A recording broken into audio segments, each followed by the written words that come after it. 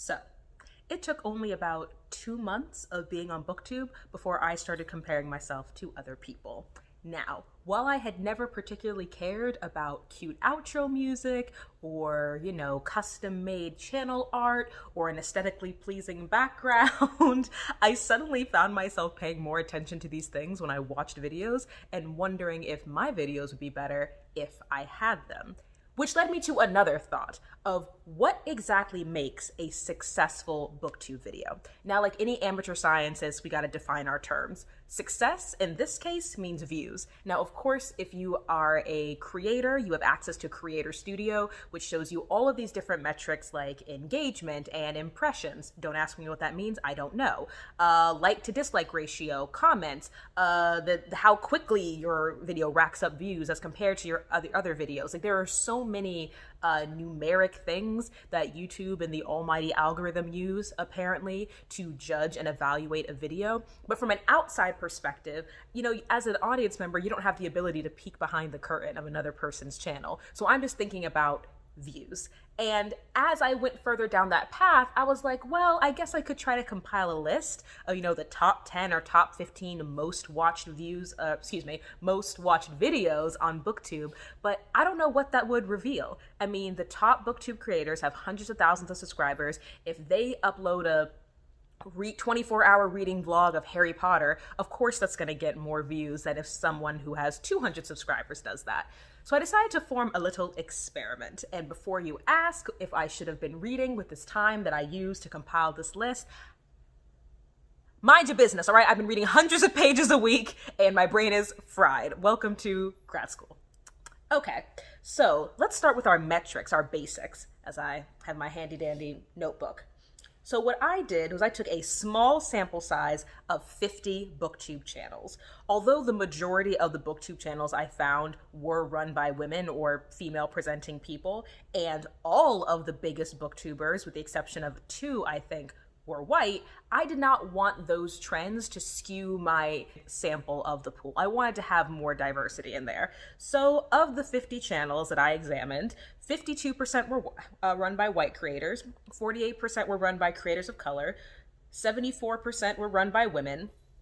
I tried, man. It's very hard to find, male identifying booktubers. 26% were run by men. In terms of subscriber range, I looked at 1,000 subscribers to 410 subscribers. 410? Ma'am. 410,000 subscribers.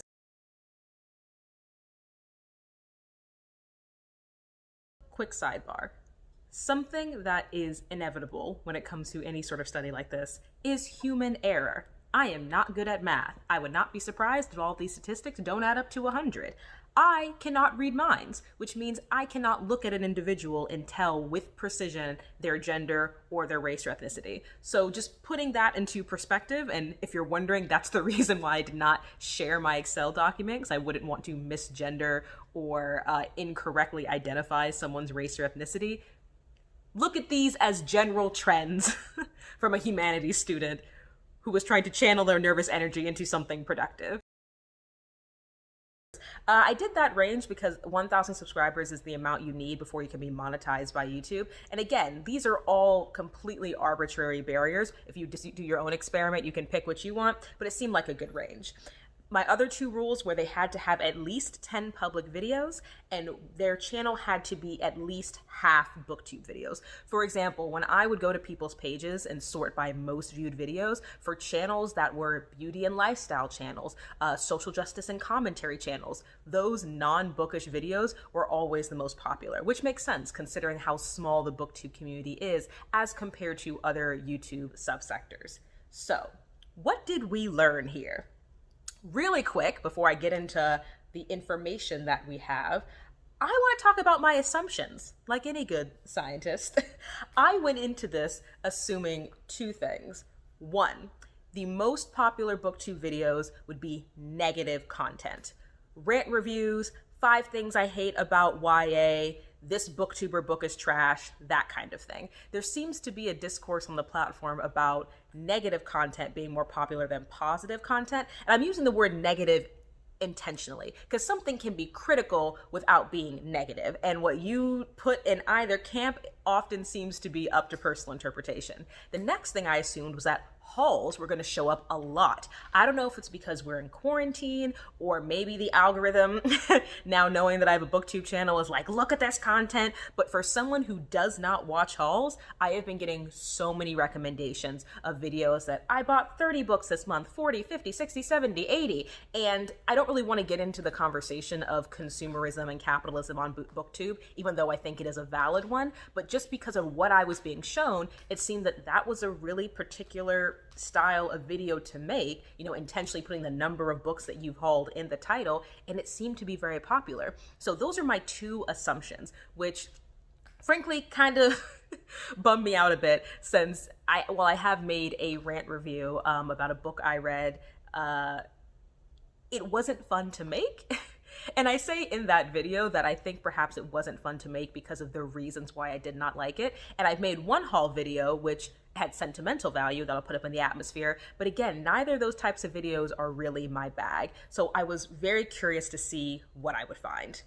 Going back to my spreadsheet, I decided to look at the top 5 most viewed video per channel. I chose 5 instead of 3 because I often found that the difference in views from the first 2 videos and then the next 3 was huge. I mean, almost every channel has 1 or 2 videos that has way more views than everything else. And I felt like getting 5 videos would give me more of a broad overview of information that perhaps, one video that came out at just the right time, that had a really great thumbnail, skyrocketed it up there, and the rest kind of petered out. So how much can I really learn from that? So in terms of the most popular videos on Booktube, I broke them down into these categories. A favorite / recommending list, as in my favorite YA books or top 10 nonfiction books to read this year. Not bookish content. Many Booktube channels will occasionally have a what I eat in the day or a movie review. Those tend to be very popular, or a podcast review. Then we have rant / negative review. So rant reviews, critical reviews, 1 stars, anything like that. Bookish Other. Now these are things like my favorite bookish tattoos or outfits I would wear if I was in these books. In hindsight, I wish I had broken up Bookish Other into more specific videos because that tended to be one of the larger categories, but it seemed very hard to try to put a tag in with a, outfit book challenge, in with a, this is, me reading fan fiction of my favorite books, if that makes sense. Next, we have how-tos and 101 books. How to read Tolkien, the 101 things you should know about Ian Fleming novels, anything that was introductory and tutorial. Then we have challenge videos. So this actually is challenge / tag. So challenge, I read my partner's favorite books. I'm only gonna read books with red covers. Reading rush, any of those other challenges, they fell into this category. Then we have diversity. Now, this is a little bit of a muddy one because if someone says, I'm going to show you my top 10 favorite books by Black authors, I didn't put that in the diversity category. I put that with, recommendations or favorites. But a lot of the channels I looked at, their most popular, or I guess most viewed videos had to do with talking about being Black on Booktube, being Native on Booktube, being Asian American on Booktube, or within the publishing industry, or as an author. So books that were specifically about a personal identity, race, gender, sexuality, etc. within a bookish community, I put into this category. Then we have book haul. Then we have what I kind of tongue-in-cheek called reader culture. So this was like top 10 questions that readers hate to be asked, or what your bookmark habits say about you, things like that. Then we have bookshelf tour, organization, building, and then finally we have 1 book review. I put 1 book review in a separate category than rant review because, again, I feel that a rant review has a very particular tone and tenor and intent, and most importantly, you can tell before you click the video by the thumbnail or by the title that this is going to be a review of a book you did not like. 1 book reviews can be anywhere from 2 to 5 stars, but the 1 star or the 0 star, or I can't even rate this, it's so bad, those got their own category. So with that being said, let's look at the statistics for the #1 most popular videos on this sample size of 50 channels. So 28% of the #1 most popular videos were favorites / recommendation list. The 10% were not bookish content, and 10% were rant / negative review.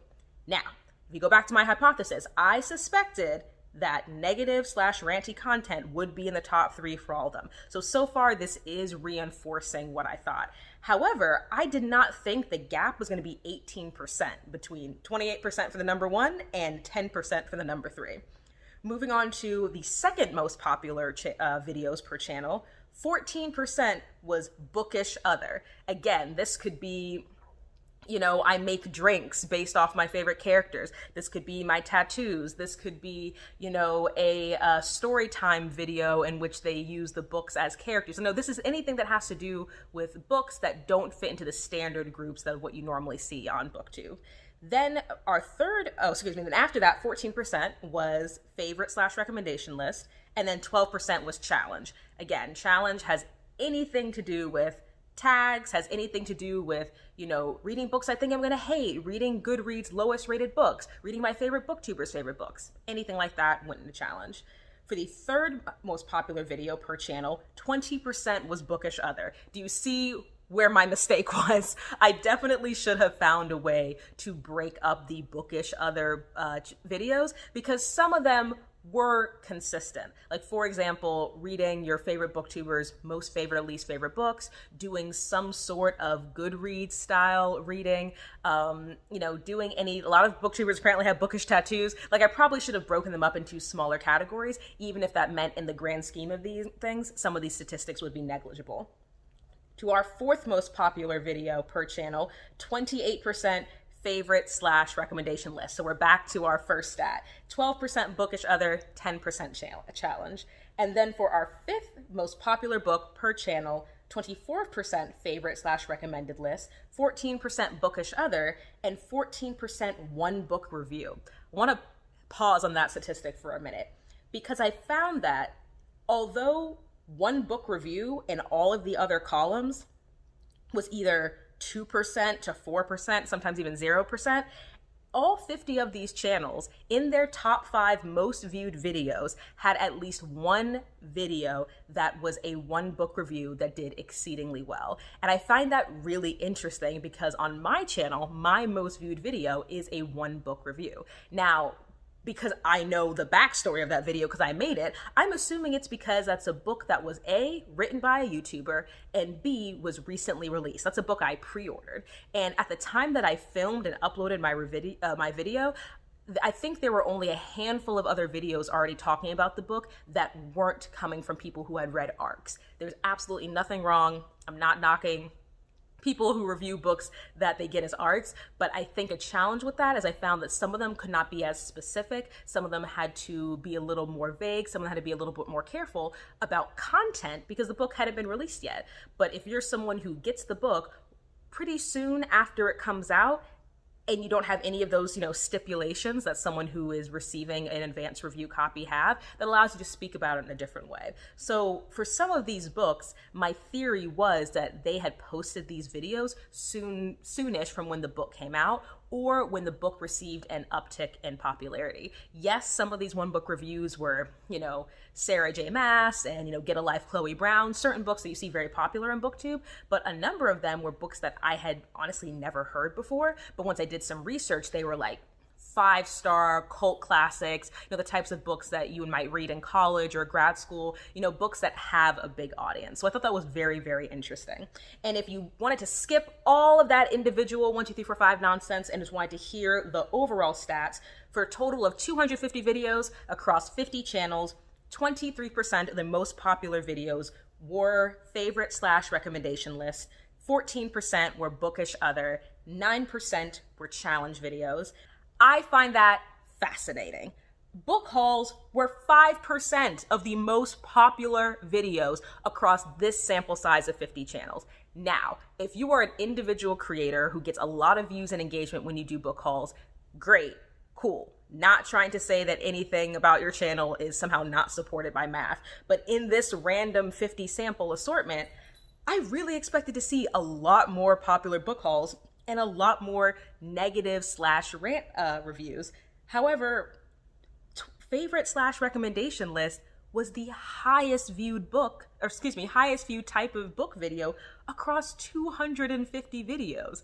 I find that fascinating. But when I think about it as a viewer, I am more likely to click a video called top 10 books you have to read before you die, or 5 books that'll, revolutionize your love life, or, 4 books that were my favorite books as children that I still love now. I mean, I've made those videos, and I find that super interesting that I was so wrong about what I thought were going to be the most successful videos. Again, this was only 50 Booktube channels. There are probably tens of thousands. The fact that the most subscribed booktuber that I know of is hovering at about 410,000, I think shows how small this community is as compared to gaming, opposed to the gaming channels and communities, commentary channels and communities, makeup and community. Like the fact that the biggest makeup guru that I can think of is in like the 20 millions of subscribers and the biggest booktuber is 400,000. Again, I think shows you how small of a piece of the pie chart our community is, but it also is still thousands and thousands and thousands of videos. So this was a really fun, interesting experiment because it actually disproved what my assumptions were about what makes successful videos on Booktube. Something I want to put in here that I probably should have mentioned at the beginning is that, again, we're talking about success in terms of most viewed video as compared to the other videos on your channel. So many people, including myself at this point, define success by, do I think this video is better than the last one? Is it more creative or interesting? Did more people comment? Am I going to have more conversations? It is not always about this, about numbers, about getting the most views. And something I find really interesting is when creators will admit that certain videos that blew up on their channels or certain videos that helped bring in a lot of subscribers, they actually regret them because the way they represented themselves in the videos, the type of content they were producing, didn't really align with who they are or what they wanted to do. And I hope that nothing that I shared today makes you feel like you have to change the types of videos you're doing or the ways that you are doing them. But this was just a way for me to kind of process and focus my frenetic, anxious brain into something slightly productive and very, very interesting. Because once the few hours had passed and I had built this whole spreadsheet and I was looking at all the math, I was doing all my little calculator stuff, I realized that I don't really feel the need to have, a whole wall of beautiful books. I don't really care about outro music or, like beautiful makeup looks or anything like that. There's a lot of interesting content out there, and there are so many creators who are doing videos that are particular to them. Like I found some channels in which they really only did one type of video, one category of video. And they were doing fine, and they had built a community they cared about, and I'm assuming they're having fun. I don't know if this is actually interesting. I don't know if anybody else will care about this, but I found it fascinating, and it was a good use of my nervous energy when I started spiraling into comparing myself to other people. Because I'm sure you've all heard the quote before, but I do believe it's true that comparison is the thief of joy. And if there's anything that I want to change about the way I do things or how I do them, I hope that it'll be inspired and propelled by intrinsic desire and motivation as opposed to, some internet clout game that we're all playing. That being said, Excel, please sponsor me, and I hope you have a good day.